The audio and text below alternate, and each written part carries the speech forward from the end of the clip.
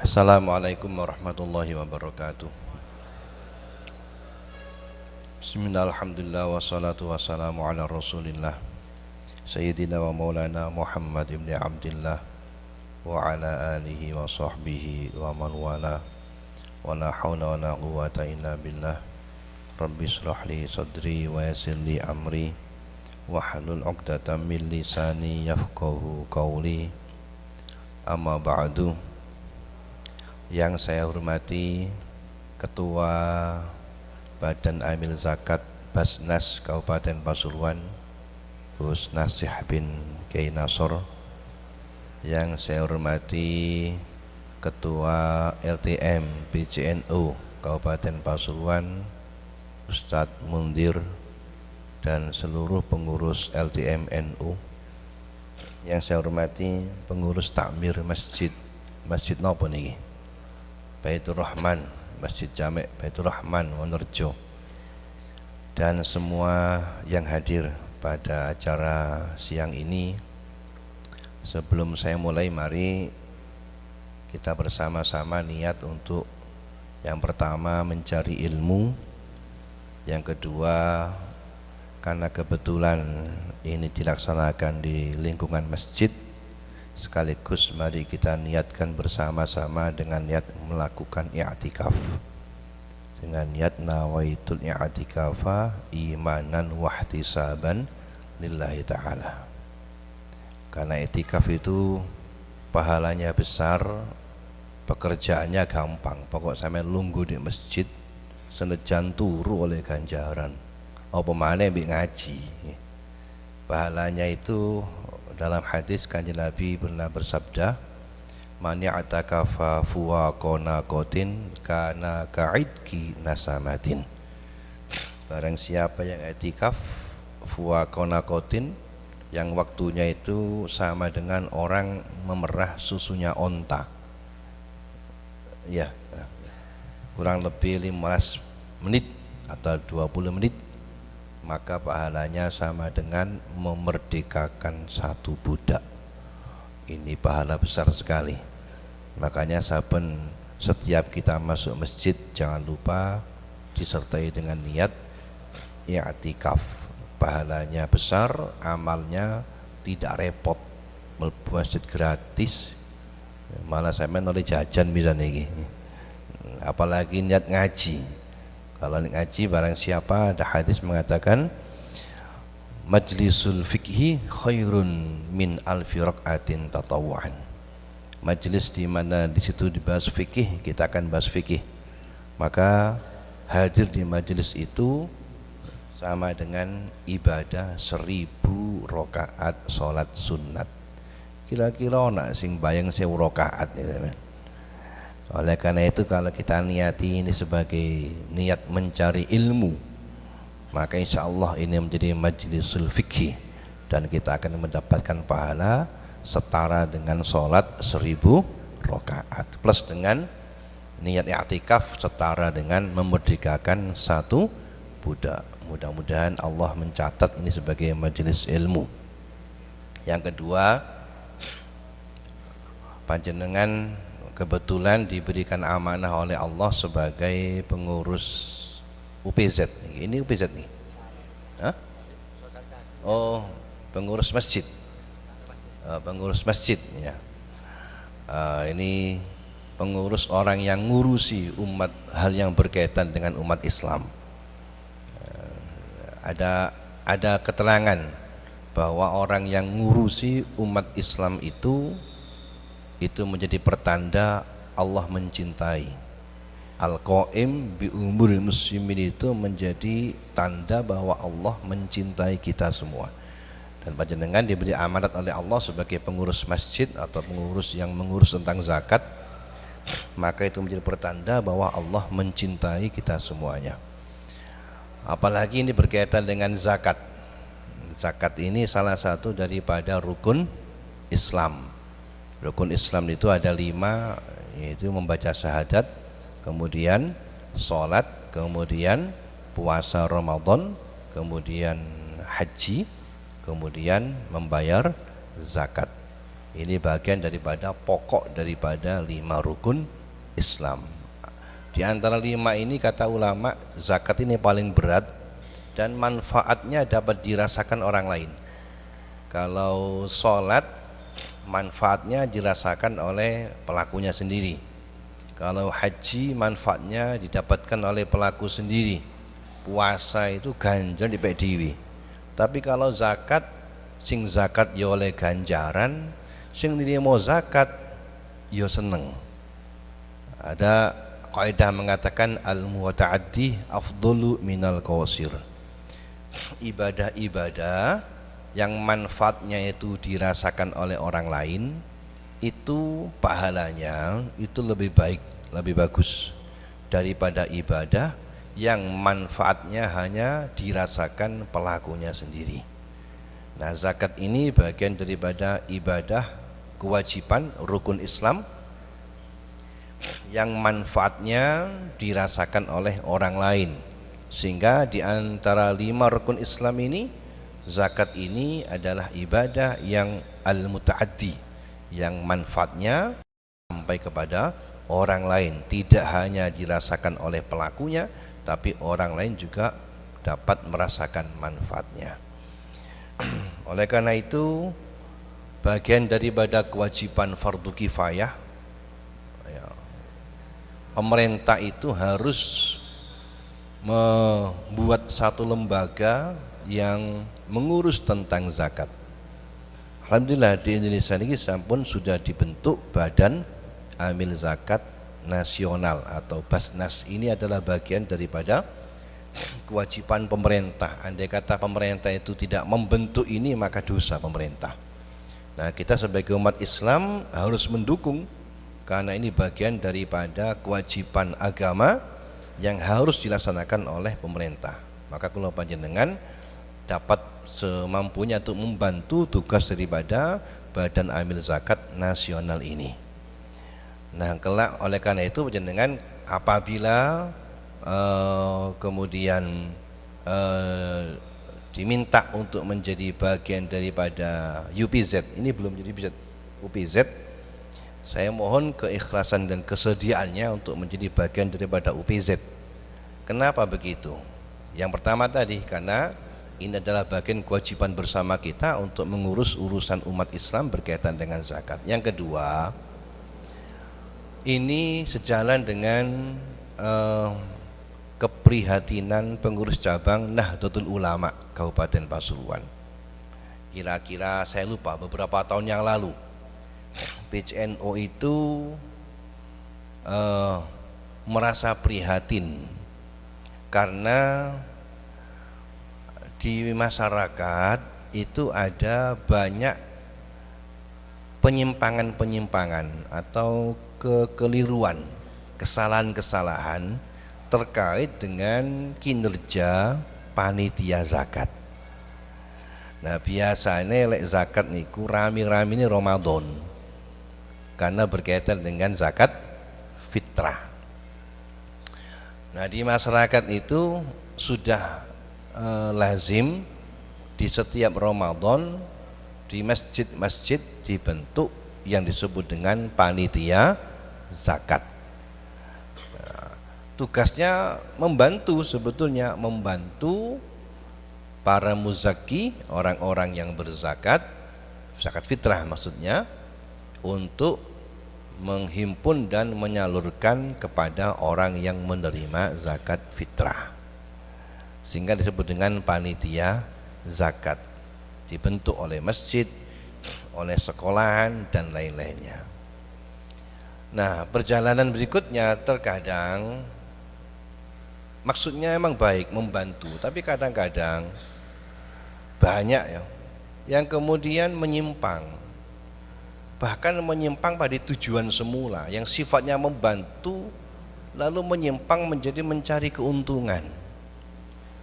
Oleh apa lagi biasa lek panitia itu oleh bagian teko berhasil. Ada lagi yang bahkan saya ceritakan di BCNO. Ada salah satu masjid itu karpe itu cek oleh untung, Jadi sebelum Ramadan begini wis kulaan beras dhisik. Duwe masjid kulak beras. Biasanya gini kan si murah durung larang. Lah nanti Ramadan dibagi ke orang-orang yang mustahik itu. Ya beras dari kulaan tadi itu. Nah orang zakat fitrah kan akhir biasanya kan. Nah akhir buka panitia zakat dibuka per kupon larang regani. Sing 3 kilo itu mesti niku mek 30.000 dike per kupon 50.000. Jadi sing zakat fitrah yang masjid Pak zakat fitrah cukup 50.000 oleh kupon situ. Zakat mari wingi kuwi san. Dadi masjid oleh badi per kupon 20.000 lumayan. Ini contoh karepe ya jenenge wong dole ana alasane ini badine pek masjid ya panitia oleh pisan mana ya. Melenceng sudah. Jadi sudah terkadang sudah melenceng. Bukan untuk membantu tapi seringkali untuk dia mengambil keuntungan. Kan begitu nih banyak nih. Kenapa? Karena panitia juga oleh bagian dari zakat ini. Ini menjadi keprihatinan. Akhirnya melahirkan berbagai macam penyimpangan-penyimpangan di dalam pengelolaan zakat fitrah. Maka BCNO berharap ini ditertibkan. Kenapa? Bukan dihapus. Kenapa? Karena ini membantu. Lek panitia zakat gak oleh. Kadang-kadang di masyarakat kadang-kadang repot kati zakat itu. Sebagian kadang-kadang itu agak susah untuk memberikan langsung. Sangat terbantu dengan adanya panitia zakat. Dan ini juga mendorong orang untuk berzakat. Maka agak susah gak dioleh iki yo akeh manfaati, tapi lek gak dijarno akeh penyimpangannya. Maka PCNO mencoba mentata. Ini tahun berapa? Saya lupa tahun berapa kemarin, bahkan dikumpulkan. Salah satu solusinya adalah panitia zakat itu kemudian dilebur menjadi bagian daripada amil zakat dengan mengangkat panitia zakat tadi sebagai UPZ unit penghimpun atau pengumpul zakat di setiap masjid-masjid ini. Nah pertanyaannya, apa bedanya panitia zakat dengan UPZ? UPZ itu adalah bagian daripada amil. Amil itu di dalam fikih itu banyak sub bidangnya. Ada hasyir, ada sa'i, ada hasib, ada banyak sub bidang namanya. Kenapa? Karena amil itu lembaga yang dibentuk oleh pemerintah dan perintah agama untuk mengurus dan mengelola serta mendistribusikan zakat secara tepat sasarannya. Maka amil zakat tugasnya, fungsinya yang paling pokok dua, mengumpulkan zakat dan mendistribusikan zakat. Nah, berkaitan dengan mengumpulkan zakat, di sini amil punya unit ya, yang disebut dengan hasyir. Hasyir itu bagian daripada orang yang menghimpun zakat. Unit ini disebut dengan UPZ, unit pengumpul zakat. Artinya panitia zakat yang dibentuk di masjid-masjid ini kemudian dijadikan dari bagian amil, yaitu untuk mengumpulkan zakat dari para muzaki untuk kemudian didistribusikan kepada orang yang berhak menerima zakat. Dengan demikian UPZ ini adalah amil zakat, tapi dalam bidang pengumpulan zakat. Apa bedanya dengan panitia zakat? Kalau panitia zakat Status panitia zakat itu kalau amil zakat yang pertama, amil zakat itu diangkat oleh pemerintah. Ya, kalau amil zakat itu diangkat oleh pemerintah. Enggak kena. Kalau amil zakat itu dibentuk dan diangkat oleh pemerintah dengan SK, surat yang resmi dari pemerintah. Kalau panitia zakat itu dibentuk oleh swadaya masyarakat. Sintamun mas sendiri, masjid, madrasah dan lain-lainnya. Oleh karena itu, posisi amil dan panitia berbeda. Kalau amil zakat itu posisinya seolah-olah menjadi wakil dari orang yang menerima zakat, wakilul mustahikin, posisi amil zakat. Tapi kalau posisi panitia zakat itu wakilul muzaki, wakil dari pemberi zakat. Jadi posisinya misalnya ini muzaki, ini mustahik. Kalau amil ada di sini sebagai wakil dari orang yang menerima zakat.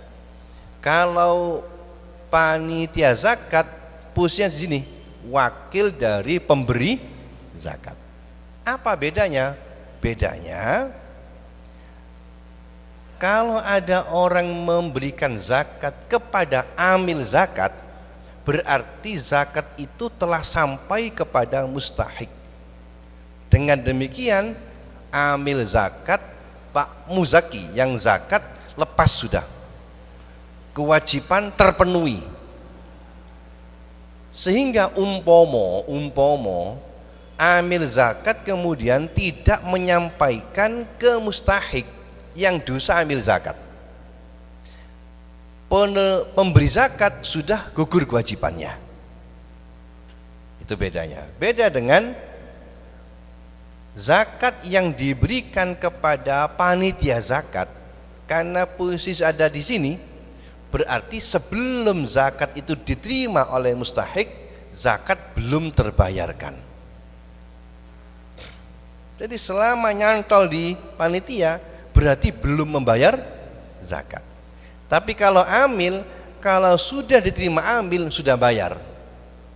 Artinya umpomo amile ku khianat gak dituntut oleh mustahik, muzaki sudah tidak dituntut tanggung jawab oleh Allah Ta'ala, yang dosa amilnya. Sebaliknya, kalau diberikan kepada panitia zakat, karena di sini posisinya, maka sebelum sampai ke sini zakat belum ditunaikan. Kenapa? Dia belum sampai kepada mustahik, tapi ada pada pihak muzaki. Ini perbedaan.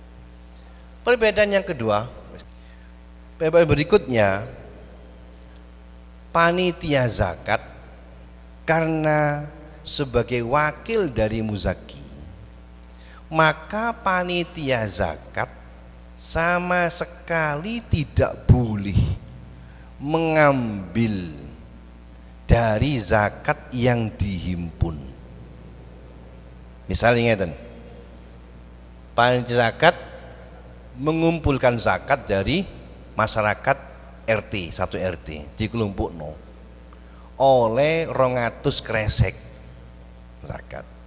Gak boleh ngambil, panitia per orang ngambil sak kresekan, tidak boleh. Ojo sak kresek, sak jumput gak oleh, sedikit gak boleh.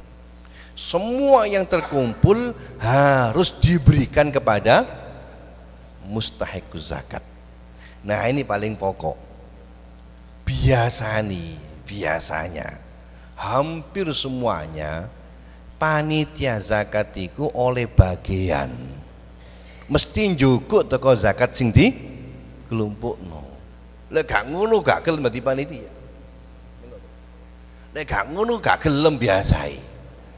Alasane apa? Gawe yo moko gak ono upaya blas. Itu alasannya. Ini yang paling banyak. Ini contoh yang tidak benar. Kenapa? Karena panitia zakat itu karena posisi sebagai wakil dari muzaki, maka seluruh zakat yang dikumpulkan harus nyampe pada mustahik, kalian cukup belas. Senajan dia kerja siang malam tidak boleh sama sekali, karena dia punya amanat untuk menyampaikan ke pada karo ngeten. Kula duwe barang, aku njaluk tolong ya kekno iki nyangkene Zaid. Sing tak kongkon gak ada cukup, kudu nyangkene Zaid. Oleh karena itu seluruh zakat yang dihimpun oleh panitia zakat harus nyampe kepada mustahik, sedikit pun tidak boleh ngambil. Yang kedua, yang ketiga, penyimpangan yang banyak. Kalau banyak ngumpul sing umum niki, sing paling baik ini rata-rata mesti panitia njogo teko zakat. Yang ketiga, cara mendistribusikannya. Seringkali kadang-kadang amil zakat itu cara membagikannya itu tidak tepat sasaran. Ono sing modele iku didum roto. Wis pokok dibagi roto. Mbuh iku sugih pokok oleh kabeh. Itu tidak benar. Kenapa? Karena ini harus sampai kepada orang yang betul-betul sebagai mustahik zakat. Kalau prinsip sama rata berarti bisa jadi orang yang tidak berhak mendapatkan zakat. Yang keempat, dalam pembagiannya kadang-kadang begini, satu RT itu zakati dikelompokno yang langgar atau masjid di RT itu. Seluruh warga RT mengumpulkan ke sana zakatnya. Si A, B, C, D masih masak keresekan kelompoknya masjid panitia. Yang panitia dibagikan ke RT yang sama. Ini akibatnya bisa jadi beras yang dikekno yang gini panitia balik awake dhewe. Misalnya A, B, C, D, F, si A zakat dikekno yang gini panitia zakat, yang panitia dibagi mana balik mana yang awake mana gitu, sehingga zakat tidak gak nyampe. Ini contoh-contoh yang model-model yang tidak tepat di dalam pendistribusiannya, yang perlu ditata. Belum lagi soal tadi iku sing amek badi, ono sing gawe duwe masjid, kreseki nggak duit masjid misalnya, biaya transportasi ini panitia nggak duit masjid, sehingga uang masjid digunakan untuk kepentingan pendistribusian zakat. Tidak benar, karena zakat masjid kalau urusan lebih zakat. Paham ya? Ini semua adalah realitas yang perlu dibenahi. Maka PCNO, DMNU perlu menata.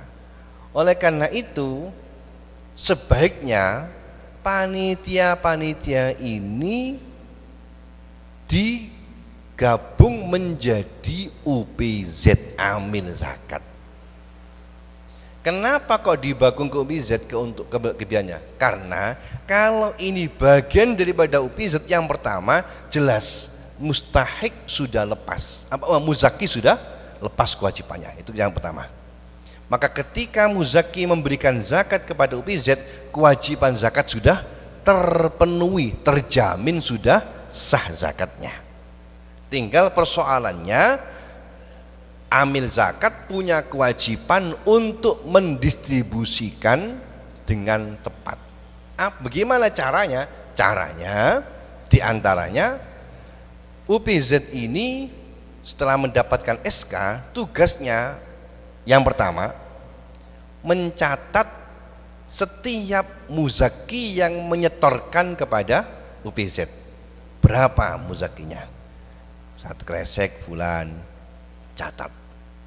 Misalnya sak masjid dikumpulkan 300 muzaki, masing-masing 3 kilo, ada 300 muzaki. Nah, yang kedua, UPZ juga mencatat kira-kira di wilayahnya ini ada berapa yang berhak untuk menerima zakat atau mustahiknya.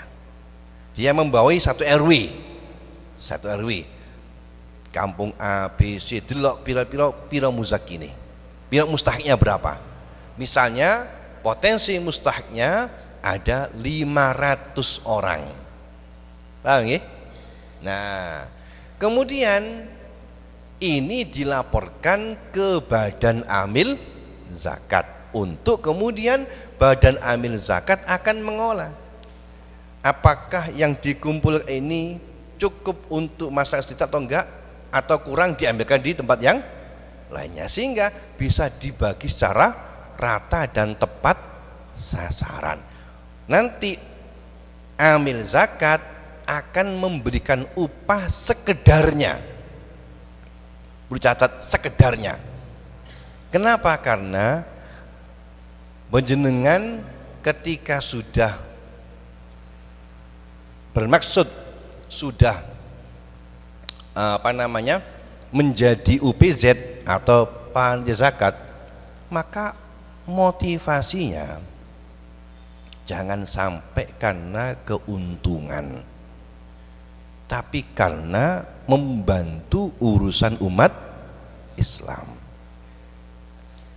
bukan untuk motivasinya mencari keuntungan. Lek niat kerja ojo dek gini, ini bukan tempat untuk mencari pekerjaan. Maka kalaupun mendapatkan imbalan, imbalannya secukupnya, bukan imbalan sesuai dengan UMR, tapi secukupnya, dan pasti insya Allah akan memberikan bagian. Oleh karena itu, kalau sudah seperti ini akan tertata dengan baik pengelolaannya dan dapat dipertanggungjawabkan. Nanti amil zakat yang akan mengelola UPZ ini punya berapa zakat dikumpulkan, kemudian apakah disalurkan kepada berapa orang, kalau kurang diambil dari sana, kalau B diambil diberikan ke tempat yang lainnya. Badan amil zakat yang akan mengelola dan mengaturnya, dan Basnas akan memberikan imbalan secukupnya kepada petugas-petugas yang dari amil UPZ tadi. Ini pokok-pokoknya.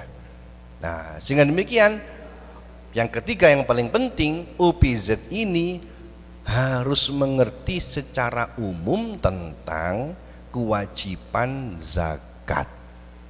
Ya gak mungkin bagian UPZ gak ngerti apa zakat, kan gak mungkin. Kira-kira anak wong keliru iso benerno. Nah, di sini maka UPZ atau pengumpul zakat tadi itu sedikit banyak harus dibekali pengetahuan tentang zakat, baik itu zakatul mal maupun zakat fitrah. Nah, karena sekarang momentum Ramadan, saya hanya akan menerangkan tentang zakatul fitrah. Adapun lainnya bisa dibaca di buku saya itu. Tamliku sudah saya terangkan macam-macam zakat mal. Saya ambil yang pokok-pokok dari 4 madhab. Kenapa? Karena kalau kita mutola'ah bab zakat ini repot. Di samping rumit, pembahasan itu tidak simpel. Ada di bab sana, bab sana, bab sana. Dan kalau kita menggunakan satu madhab itu repot. Makanya buku yang saya tulis itu sengaja saya ambil dari 4 madhab, saya sesuaikan dengan kira-kira yang dibutuhkan di masyarakat kita, dan apa yang menjadi persoalan-persoalan penting yang seringkali muncul di masyarakat, saya sampaikan di situ pokok-pokoknya berkaitan dengan bab zakatul mal dan zakat fitrah. Nah, karena waktu terbatas, saya hanya akan menerangkan tentang pengetahuan tentang zakat fitrah. Kenapa? Karena biasa nih UPZ itu rame ini tepak zakat fitrah. Lek zakatul mal gak pati ono biasa. Padahal sebetulnya UPZ itu tidak zakat fitrah, semua zakat, baik zakatul mal maupun zakat fitrah. Baik. Yang pertama saya akan menerangkan tentang zakat fitrah itu diwajibkan kepada siapa? Zakat fitrah itu diwajibkan untuk dirinya dan orang yang wajib dinafkahi. Zakat fitrah itu wajib untuk diri sendiri dan orang yang wajib dinafkahi. Yang tidak wajib dinafkahi maka tidak wajib ditunaikan oleh orang lain, tapi dia sendiri. Contohnya misalnya suami istri, saya punya istri, punya anak, maka yang wajib saya nafkahi adalah saya, istri saya, dan anak yang dalam tanggungan nafkah saya. Kalau umpama ada orang tua, ikut saya orang tua lagi, karena orang yang wajib nafkah itu disimpulkan 1 istri, 2 anak, 3 orang tua. Nah, baik, yang pertama istri. Siapa istri? Istri yang sah. 1, 2 sampai 4. 5 gak oleh 5, masih 4. Saya misalnya, saya zakat fitrah untuk saya sendiri dan untuk istri. Berapa istri saya? Yang pasti 1, yang pasti. Lihat ini gak usah ngomong-ngomong ya. Yang pasti 1. Lainnya bisa jadi ya. Atau istri sudah dicerai tapi dengan tolak roj'i yang dalam masa iddah. Di bojo wis dipegat siji to loro, 1 atau 2. Dan masih dalam masa iddah, misalnya dipegat bulan Sa'ban, dipegat situ atau loro. Pas Idul Fitri dia masih dalam masa iddah, belum habis iddahnya, maka meskipun sudah dicerai 1 atau 2, zakatnya ditanggung oleh suaminya. Wis tak pegat kok, pegat piro? Siji, piro loro. Kapan dipegati? Sa'ban wingi. Oh, tetap wajib. Kenapa? Karena perempuan tadi sedang dalam masa iddah dari tolak raj'i yang memungkinkan bagi suami untuk merujuk kembali. Makanya zakatnya ditanggung oleh orang yang menceraikannya tadi. Paham nggih? Adapun kalau sudah lepas iddah maka wajib pisan. Dipegat 1 atau 2. Kapan? Setahun yang lalu. Ya wis mari entek iddah pisan. Wis entek. Atau ditolak 3, bain berarti. Ditolak 3 yang tidak mungkin rujuk kembali tanpa muhalil. Tapi perempuan itu hamil. Ana wong lanang duwe bojo, meteng. Dipegat 3, pegat 3 bain, enggak bisa rujuk, tapi dia hamil. Sampai Idul Fitri dia hamil, maka nafkahnya tetap ditanggung oleh suami yang menceraikannya ini. Oleh karena itu, zakat fitrahnya yang mengeluarkan suaminya tadi. Itu istri. Baik. Yang kedua, anak. Siapa anak wajib nafkah itu? Anak yang wajib dinafkahi adalah anak yang masih belum balik. Anak yang masih belum balik atau sudah balik tapi ada keterbatasan fisik atau mental. Dengan demikian, anak yang sudah balik dan mampu bekerja, maka tanggungan zakat fitrahnya bukan menjadi tanggungan bapaknya. Kalau bapaknya nggak ada, ibunya berarti. Misal begini, saya, maka zakat fitrahnya untuk saya sendiri. Saya 3 kilo, nanti kita cangkan zakatnya 3 kilo. Istri saya 3 kilo. Kemudian anak saya yang belum balik, anak saya sementara masih 6, yang balik 3, yang belum 3. Maka yang menjadi tanggungan saya 3 kilo, istri saya 3 kilo, anak saya yang belum balik 3, berarti 3 kilo kali 5, itu menjadi tanggungan saya. Gimana cara menunaikannya? Cara menunaikannya yang niat saya. Jadi 3 kilo kali 5 tadi berarti pinten 15 kilo. Saya kumpul jadi satu. Bisa begitu. 15 kilo sakarung. Yang niat saya, bukan istri saya, bukan anak saya masih kecil, tapi saya. Yang niat saya, kenapa? Yang wajib saya. Niati apa? Cukup saya niatkan dalam hati, hari zakati al-wajibah lek bahasa Arab. Lek bahasa Jawa, iki niat zakat fitrah sing wajib kanggo aku. Cukup sudah. 15 kilo jadi satu, boleh. Atau bisa dipisah-pisah. 3 kantong untuk saya tak niati. Niat zakat fitrahku.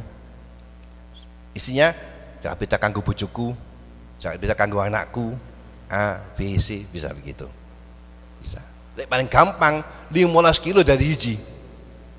Iki zakat fitrah sing wajib kanggo aku. Cukup. Niatnya cukup, aku itu bahasa Arab. Gak perlu dioyak-oyak begini, gak perlu. Gak ono syaratnya harus dioyak-oyak, gak ada syaratnya begitu.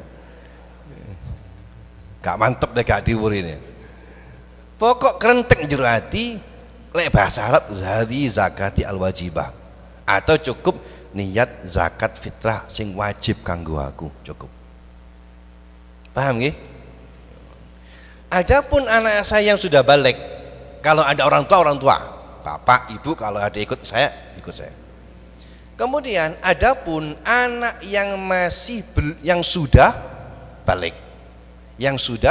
balik, maka zakat fitrahnya tidak diniati oleh orang tuanya, tapi diserahkan masing-masing anaknya.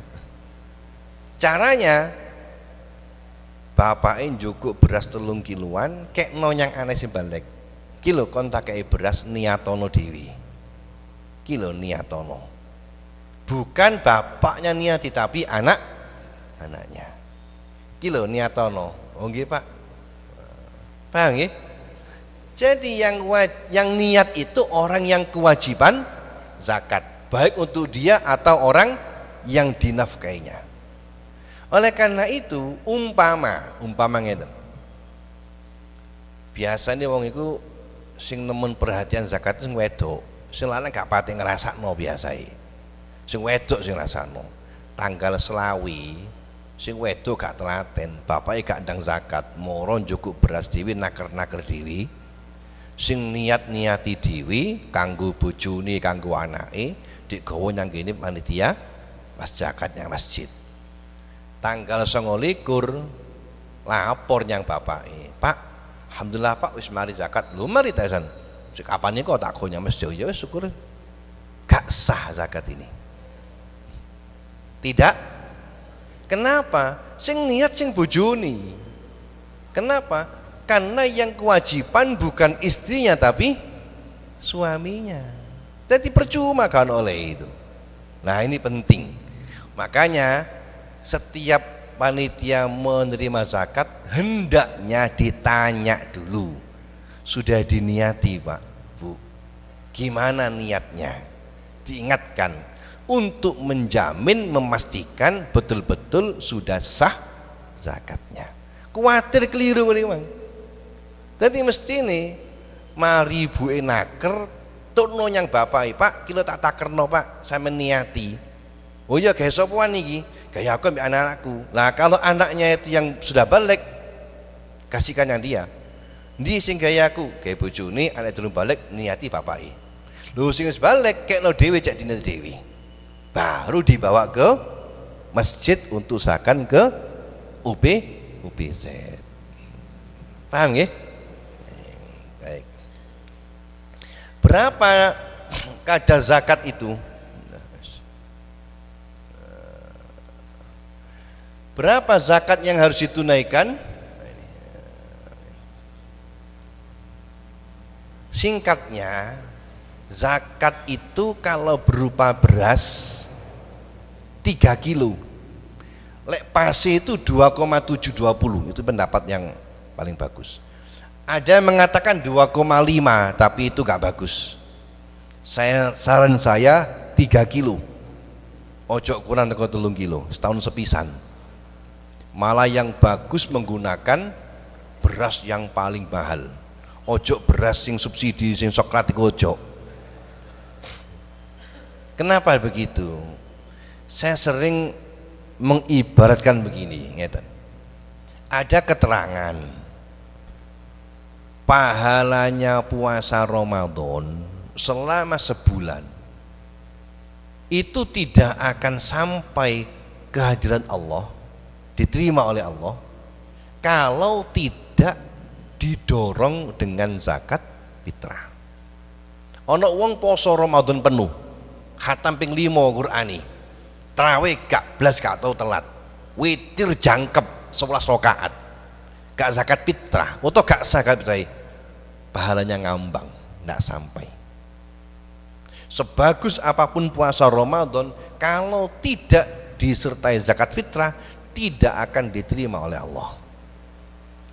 Maka ini saya ibaratkan seperti begini, poso Ramadan niku ibaratnya seperti kendaraan, maca Quran kemudian terawih aksesorisnya, lek montore bagus, aksesorisnya bagus, bane apik, tipe apik, jerone apik, bagus kendaraan ini. Tapi lek ana bensine padha ae gak iso mlaku. Maka zakat fitrah ibaratnya bensin, dikei bensin. Karena iku lek ana motor apik kok bensine elek iso mogok montore. Motor miliatan, itu kok ana bensin eceran sing premium sing elek, ya gak ana ya mogok. Motor apik bensine kudu sing apik. Bagus nanti jalannya. Oleh karena itu dianjurkan betul dalam zakat fitrah yang maksimal. Kenapa? Setahun sepisan. Yaitu kalau beras 3 kilo usahakan menggunakan kualitas super, bukan kualitas biasa, supaya bagus. Bagaimana kalau menggunakan uang? Zakat pakai uang. Kalau pakai uang ada 2 pendapat. Yang pertama menurut mazhab Maliki boleh tapi makruh. Ya sah tapi makruh. Kalau makruh maka tidak dianjurkan. Yang kedua bisa afdol, bahkan lebih bagus menurut mazhab Abu Hanifah. Umpama milih beras apa duit, kalau yang menerima itu lebih senang pakai uang, afdol pakai uang menurut Imam Abu Hanifah. Tapi berapa uangnya? Bukan setara dengan 3 kilo beras, tapi setara dengan 2 kilo gandum. 2 kilo gandum. Gandum bukan gandum Jawa, gandum temenan. Gandum. Berapa gandum itu? Kebetulan saya sering mengkonsumsi gandum. Dulu di Carrefour jual, di Carrefour itu jual. Atau sekarang. Saya sering beli ke Surabaya atau Malang online. Kualitas yang standar sedang yang saya beli itu per kilo 50.000 sampai 75.000 per kilo. Kenapa? Karena gandum ini impor, gak ono di gini. Wong nandur gak ono. Apalagi sekarang itu banyak impor dari Ukraina. Ukraina perang, tambah larang regane. Karena 50% lebih itu gandum di Indonesia dari Ukraina. Mahal harganya. Yang super itu harganya 100.000, 80 sampai 100.000 yang super. Katakanlah standar 50.000 per kilo. Lek 2 kilo sama dengan 100.000. Loh, lek ngono bagus. Kira-kira sampai nggak milih, Pak? Milih pundi, Pak? Beras 3 kilo, duit 1.000. Lek beras kapate waras berarti. Mesti sing nrimo senengan rupa beras anu Dik, beras akeh gawe lonteng ono, gawe tuku pitik durung ono. Nah, kalau begitu mustahil seneng kasih uang. Tapi 100.000 minimal. 150 nah, 200 nah, bagus. Ojo 30.000. Paham ya? Jadi kalau tanya lebih boleh ndak zakat pakai uang? Boleh. bisa lebih afdol inda Abu Hanifah, tapi regane 100.000 duduk 30.000. Paham nggih? Jadi kalau nanti UPZ menerima uang boleh, tapi deloken sik piro? Delok mek 30.000 sepurane makruh. Nek 100.000 bagus. Paham ya? Baik. Kemudian kapan zakat fitrah ditunaikan? Zakat fitrah itu ditunaikan harus sudah ditunaikan tuntas pada tanggal 1 Syawal. 1 Syawal. Ojo sampai zakat fitrah ditimbun kayak no salmane gak oleh.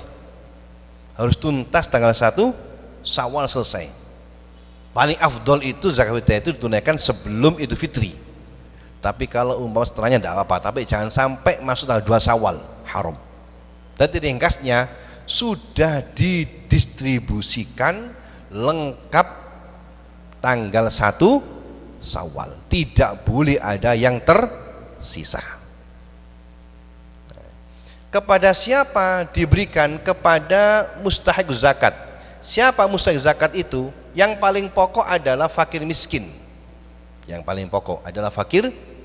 Jangan diberikan kepada selain fakir miskin. Usahakan berikan kepada fakir miskin. Apalagi diberikan masjid, jangan. Masjid tidak boleh menerima zakat. Berikan kepada fakir miskin. Siapa fakir miskin itu?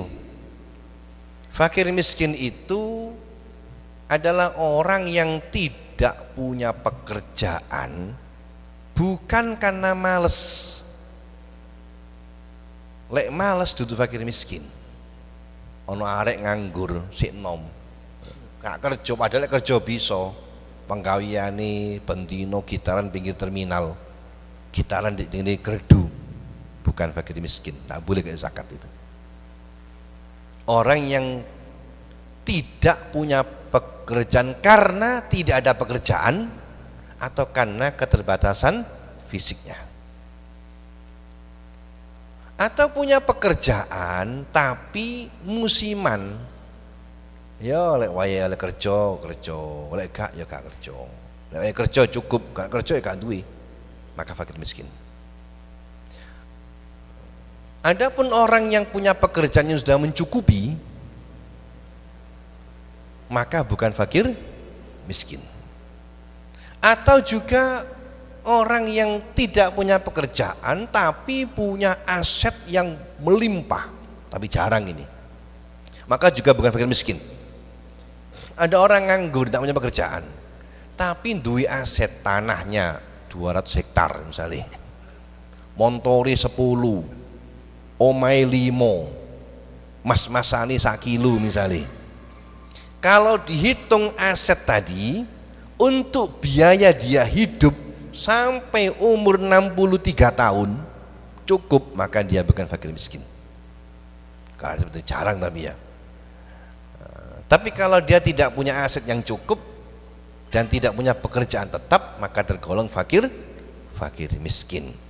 Yang paling bagus zakat fitrah diberikan kepada fakir miskin, yaitu orang yang tidak punya pekerjaan tetap, yaitu orang sama sekali tidak punya pekerjaan bukan karena malas, atau punya pekerjaan tapi musiman, maka dia tergolong fakir miskin.